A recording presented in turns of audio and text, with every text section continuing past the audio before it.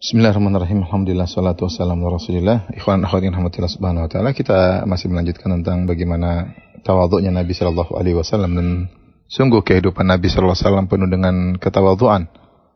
Kita tidak mungkin menyebutkan seluruh hadis-hadis yang menjelaskan tentang tawadhu'nya Nabi sallallahu alaihi wasallam, karena setiap kegiatan Nabi selalu dipenuhi dengan tawadhu'. Tapi pada kesempatan kali ini kita hanya menyampaikan contoh-contoh sampel-sampel yang bisa mewakili bagaimana kehidupan Nabi sallallahu alaihi wasallam. Di antaranya ketika perang Khandaq, kata Al-Bara bin Azib radhiyallahu anhuma, kana Nabi sallallahu alaihi wasallam yanqulu turab yaumal Khandaq hatta ighbarra batnuhu wa yaqul, Nabi sallallahu alaihi wasallam ketika perang Khandaq beliau ikut menggali sampai perutnya penuh dengan debu, ya. Artinya Rasulullah SAW tawadhu, ikut bersama para sahabat menggali Khandaq, dan itu juga dilakukan oleh Nabi ketika membangun Masjid Nabawi. Rasulullah SAW juga ikut serta dalam membangun Masjid Nabawi, ya, bukan hanya sekedar duduk memerintahkan, tapi beliau ikut serta, ya. Kalaupun beliau duduk hanya mengawasi, hanya mandorin, tidak ada yang menyalahkan Nabi SAW, karena beliau memang pantas untuk melakukannya, berhak untuk melakukannya. Tapi Rasulullah tidak demikian. Rasulullah SAW ikut serta dalam pembangunan bersama para sahabatnya. Sampai ketika menggali Khandaq, beliau juga ikut serta sampai perut beliau penuh dengan debu. Kemudian beliau menyemangati para sahabat sambil berkata, wallahi laulallah mahtadaina wala tasaddaqna wala sallaina. Demi Allah, bukan karena Allah kami tidak dapat hidayah, kami tidak bisa bersedekah, dan kami tidak bisa sholat. Ya, dalam kondisi demikian beliau mengakui bahwasanya semua ini hidayah dari Allah Subhanahu wa taala.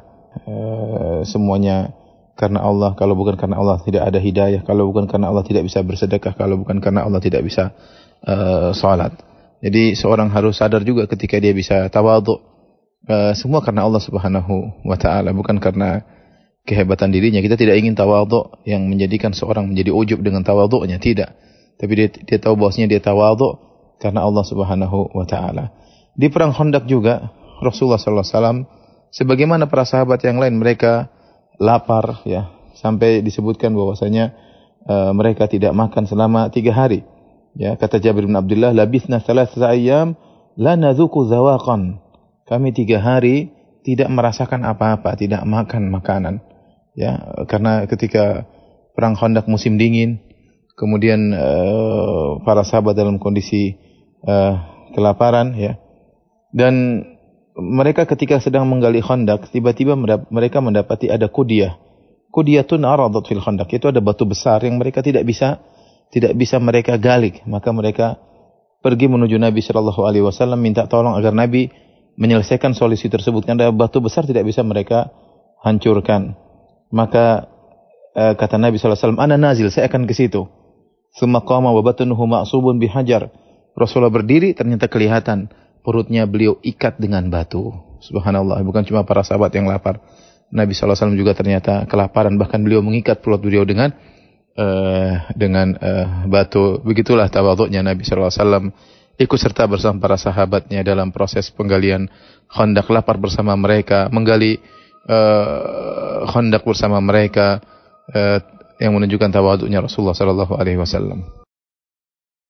Bismillahirrahmanirrahim. Alhamdulillah, salatu wassalamu ala Rasulillah. Di antara tawadhu'nya Nabi sallallahu alaihi wasallam yang menunjukkan bersihnya hati beliau, jauh dari kesombongan, jauh dari ujub, itu tawadhu'nya Nabi terhadap istri beliau, ya. Seperti hadis yang diriwayatkan bahwasanya ada seorang bertanya kepada Aisyah, hal kana Rasulullah SAW ya'malu fi baitihi, apakah Rasulullah SAW ada kerjaan di rumahnya? Qalat, yaitu apakah Nabi hanya duduk seperti raja di rumah, kemudian semuanya dikerjakan oleh istrinya? Maka Aisyah berkata, na'am, ya, Rasulullah bekerja, ada kegiatan di rumah. Karena Rasulullah SAW yakhsifu na'lahu, yaitu maksudnya adalah menjahit sendalnya, diatur, yaitu lapisan satu ditumpuk dengan lapisan berikutnya, kemudian dijahit, ya, karena makna khasaf adalah jama' wa dham, yaitu menggabungkan. Para mengartikannya itu lapisan sendal ditumpuk kemudian dijahit oleh Nabi sallallahu alaihi wasallam. Itu pekerjaan bikin sendal. Kemudian wa yakhitu thawbahu. Rasulullah SAW juga menjahit bajunya. Wa ya'malu fi baitihi kama ya'malu ahadukum fi baitihi. Kemudian juga bekerja sebagaimana kegiatan seorang laki di rumah. Kemudian juga dalam riwayat yang lain, Aisyah radhiyallahu anha ketika ditanya ya tentang apa yang dikerjakan Nabi di rumahnya, maka Aisyah berkata radhiyallahu anha, kana fi mihnati ahlihi. Rasulullah SAW fi mihnati ahlihi. Mihnah banyak ulama menafsirkannya dengan khidmati ahli, yaitu Rasulullah SAW berkhidmat kepada keluarganya, itu membantu pekerjaan yang bermanfaat bagi keluarganya. Dan ini menunjukkan Rasulullah SAW jauh dari kesombongan. Sebagaimana ditafsirkan dengan dalam riwayat yang lain ya, yahlibu syatahu ya, beliau misalnya memerah susu kambing untuk diberikan kepada istrinya, yang tadi juga menjahit bajunya. Beliau sallallahu alaihi wasallam tidak serta-merta menjadi seperti seorang raja di rumah, bahkan dia juga membantu kegiatan istrinya, tidak lain karena tawadhu'nya Rasulullah sallallahu alaihi wasallam ya. Dan dari hadis ini maka para ulama mengambil kesimpulan bahwasanya demikianlah orang-orang saleh kebiasaan mereka mengurusi diri mereka sendiri. Ya, kata Ibnu Battal rahimahullahu taala dalam syarah Sahih Bukhari, wa fihi anna al-a'immata wal ulama yatanawaluna khidmata umurihim bi anfusihim wa anna dzalika min fi'li salihin. Hadis ini menunjukkan bahwasanya para imam, para ulama ya, mereka langsung terjun, langsung mengurusi diri mereka sendiri, dan itu merupakan perbuatan orang-orang saleh. Tidak semuanya kemudian perintah sana, perintah sini, perintah. Kalau Nabi SAW mau ambil budak banyak di rumahnya mampu. Rasulullah SAW ambil budak, tinggal suruh sana suruh sini, Rasulullah SAW bisa melakukannya.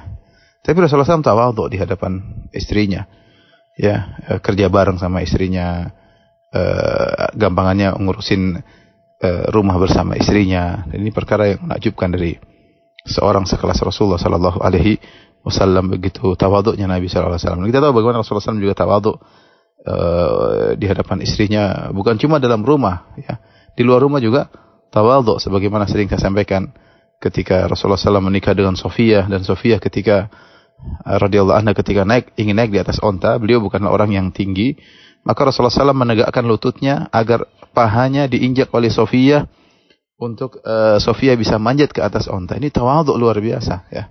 Tawadhu bagaimana pahanya diinjak oleh istrinya untuk bisa naik di atas onta ya. Kita berusaha demikian ya. Kita jangan hanya sok tawadhu di hadapan orang lain, tapi di depan istri seperti macan yang meronta-ronta, meraung-raung, perintah sana, perintah sini ya. Kita tawadhu kepada siapa saja, bahkan kalau boleh saya katakan orang rumah yang paling utama untuk kita tawadhui. Orang rumah yang paling utama untuk tawadhu. Kita tawadhu pada anak-anak, tawadhu kepada istri ya, berkhidmat untuk diri sendiri, bisa berusaha berkhidmat kepada keluarga tadi, karena Rasulullah SAW fi mihnati ahlihi. Ditafsirkan oleh para ulama itu Rasulullah SAW membantu mengurusi urusan rumahnya, yang bagaimana mendatangkan kemaslahatan rumahnya. Maka itulah sikap orang-orang saleh. Jika Anda tawadhu kepada orang di luar rumah, maka istri lebih utama untuk ditawadhui. Wallahu a'lam bishawab. Bismillahirrahmanirrahim. Alhamdulillah, salatu wassalamu ala Rasulillah. Di antara contoh tawadhu'nya Nabi sallallahu alaihi wasallam, Rasulullah sallallahu alaihi wasallam mudah bergaul, berinteraksi dengan siapa saja, bahkan terhadap anak-anak. Dari Anas bin Malik radhiyallahu anhu, beliau berkata, "In kana Nabi sallallahu alaihi wasallam yukhalituna", sungguh Nabi sallallahu alaihi wasallam interaksi dengan kita. Hatta yaqula li akhin li saghir, "Ya Aba Umair, ma fa'ala an-nughair?" Sampai Rasulullah SAW berinteraksi dengan saudaraku, yaitu adik si ibu lain bapak ya, ketika burungnya yang dia pelihara mati ya, padahal itu burung sang anak kecil tersebut sangat sayang kepadanya, sangat sayang kepada burung itu. Taulah anak-anak, ada yang suka dengan kucing, ada yang suka dengan burung. Nah, Abu Umair ini dia suka main dengan burungnya. Ternyata burungnya sakit kemudian mati. Maka Nabi SAW ketika main ke rumahnya Anas bin Malik, ini di antara ketawadhuan sendiri bagaimana Nabi SAW kalau boleh dikatakan seorang pemimpin kaum muslimin ya, kalau setingkat, kalau bahasa kita setingkat raja atau presiden atau penguasa ya. Tapi tentunya Rasulullah SAW tidak seperti itu. Tapi intinya dia penguasa, pemimpin kaum muslimin. Tapi beliau tawadhu dan mau main ke rumahnya Anas bin Malik, pembantunya. Dan ini menakjubkan, Rasulullah SAW sampai main ke rumahnya Anas bin Malik, padahal itu adalah pembantunya. Ya. Rasulullah menghargai perkhidmatan Anas, bagaimana Anas bin Malik perhatian membantu Nabi, maka Nabi main ke rumahnya. Ketika main ke rumahnya Anas bin Malik, Rasulullah SAW melihat adiknya Anas masih kecil ternyata burung yang dia pelihara mati. Maka Rasulullah SAW pun berbicara dengan anak kecil tersebut, ya Aba Umair, bahkan dia manggil dengan kunyahnya. Itu bentuk pemuliaan. Kalau orang Arab manggil kunyah itu orang senang. Orang Arab suka dipanggil dengan kunyah. Kunyah tidak dipanggil namanya, tapi dipanggil dengan kunyahnya ya. Dan ini anak masih kecil, tapi Rasulullah SAW panggil dengan kunyah, ya Aba Umair, ma fa'alan nugair, apa yang terjadi dengan burungmu ya. Sampai sebenarnya mengatakan belum tentu dia paham apa yang dikatakan oleh Nabi SAW karena saking masih kecil. Tapi Rasulullah SAW maksudnya merendah, kemudian menurunkan level pembicaraan untuk berbicara dengan anak kecil ya. Kalau ibarat kita kepala negara, kemudian ngapain sibuk ngurusin ada anak, kemudian burungnya mati diurusin, masih banyak urusan banyak. Tapi Rasulullah SAW kebetulan di sana ada kondisi melihat anak kecil burungnya mati. Rasulullah SAW berusaha untuk menghiburnya dengan ngobrol dengan dia, ya, karena kepekaan Rasulullah SAW. Intinya Rasulullah SAW beliau mudah untuk berinteraksi dengan siapapun, ya. Tidak hanya berinteraksi dengan para pembesar-pembesar, bahkan pada pembantunya Anas bin Malik, kepada adik dari pembantunya, beliau juga berinteraksi. Dan itulah Rasulullah SAW. Ini menunjukkan tawaduknya Nabi SAW. Tidak seperti sebagian kita yang hanya misalnya berinteraksi dengan besar-besar saja, atau orang kaya saja, atau orang terkenal saja, ya. Tidak mau enggan untuk berbicara dengan orang-orang susah, enggan untuk ngobrol sebentar, duduk bermajelis atau makan bareng dengan orang-orang yang miskin. Rasulullah SAW berinteraksi dengan siapa saja, ya. Dan ini menunjukkan tawaduknya Rasulullah SAW. Karena tidak mungkin orang bisa begini kecuali hatinya merendah, tidak merasa dirinya tinggi, merasa dirinya tidak pantas untuk berinteraksi dengan orang-orang bawahan. Nabi tidak demikian. Dan ini diantara contoh tawaduk Nabi SAW. Bahkan sama anak kecil pun Rasulullah SAW ngobrol, ya. Allah alam bisawab. Bismillahirrahmanirrahim. Alhamdulillah, salatu wassalamu ala Rasulillah. Di antara tawaduknya Nabi sallallahu alaihi wasallam, itu Nabi sallallahu alaihi wasallam mau mengurusi atau membantu orang-orang yang susah, padahal beliau adalah orang yang super sibuk, ya. Saya boleh katakan beliau adalah super sibuk. Beliau sebagai kepala negara, beliau sebagai kepala rumah tangga, beliau sebagai mufti tempat orang bertanya, beliau sebagai seorang sahabat, beliau harus mengurusi banyak peperangan. Orang-orang ingin menjatuhkan Islam, beliau berpikir bagaimana menyebarkan dakwah seantero dunia. Artinya banyak kesibukan. Tapi di tengah-tengah kesibukan beliau, kalau ada yang minta bantuan beliau dan beliau lakukan, ya.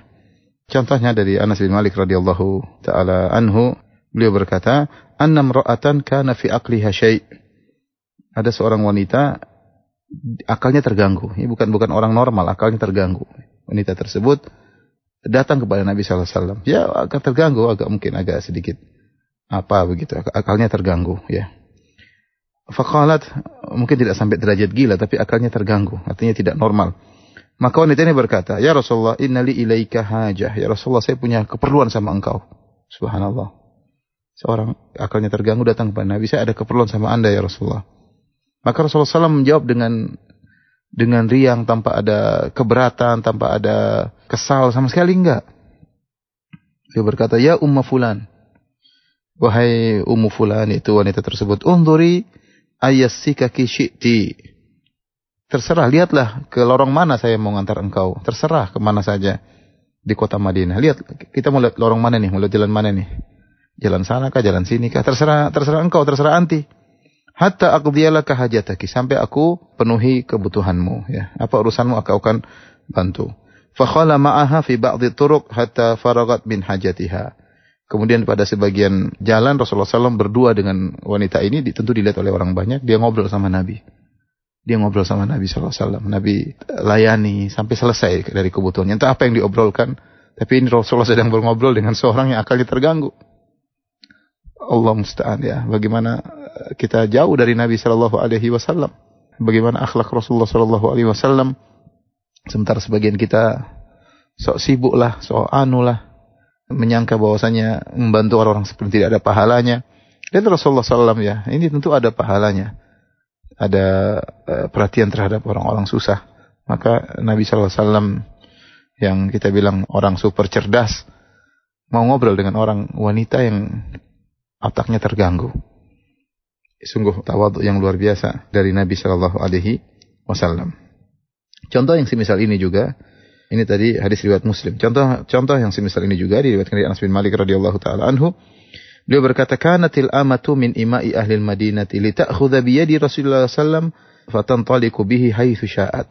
Kata Anas bin Malik, bahkan ada seorang budak wanita dari budak-budak milik penduduk kota Madinah. Dia mengambil tangan Nabi sallallahu alaihi wasallam, itu mungkin lengan baju di lengan Nabi sallallahu alaihi wasallam. Kemudian dia bawa Nabi sallallahu alaihi wasallam, Nabi biarin aja. Fatantaliqu biha haitsu sya'at, maka dia bawa Nabi kemana dia hendak pergi dan Nabi biarin saja.